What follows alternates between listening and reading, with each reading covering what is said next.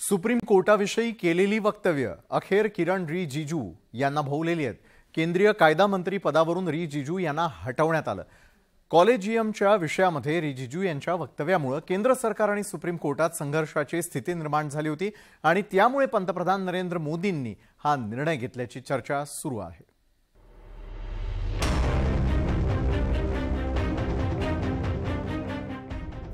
किरण रिजिजू यांच्याकडे आता पृथ्वी विज्ञान मंत्रालयाचा कार्यभार देण्यात आलाय।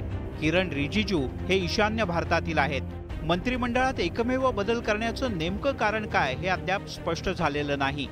किरण रिजिजू यांच्याकडच्या कायदा मंत्रालयाचा प्रभार अर्जुनराम मेघवाल यांच्याकडे सोपवण्यात आलाय। या मुद्द्यावरून संजय राऊत यांनी जोरदार टीका केली। न्याय व्यवस्थेवर दबाव आणण्याचा प्रयत्न किरण रिजिजू करत होते असा आरोप राऊत यांनी केला।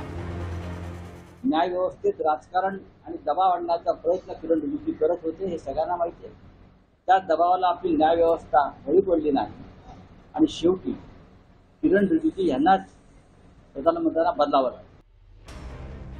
जुलै 2020 मध्ये रविशंकर प्रसाद यांच्याकडून किरण रिजिजू यांनी केंद्रीय कायदे मंत्रीपदाचा कार्यभार स्वीकारला। मात्र किरण रिजिजू यांनी ज्या पद्धतीने न्यायव्यवस्थेत हस्तक्षेप करण्याचा प्रयत्न केला त्यामुळे न्यायवृंद त्यांच्या विरोधात गेला। सुप्रीम कोर्टातील कॉलेजियम पद्धत भारतीय राज्यघटनेत एलियन सारखी आहे असं वक्तव्य रिजिजू यांनी केलं आणि त्यामुळे अनेक प्रश्न उपस्थित झाले।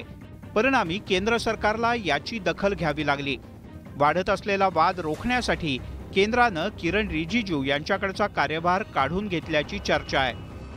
केंद्र सरकार आणि न्याय व्यवस्था या दरम्यान जोरदार संघर्ष सुरू होता। हा जो संघर्ष ज्या टोकाला पोहोचला त्या टोकातूनच शेवटी रिजिजू यांना पदभार बदलण्यात आला अशी जोरदार चर्चा दिल्लीच्या राजकीय वर्तुळात आहे।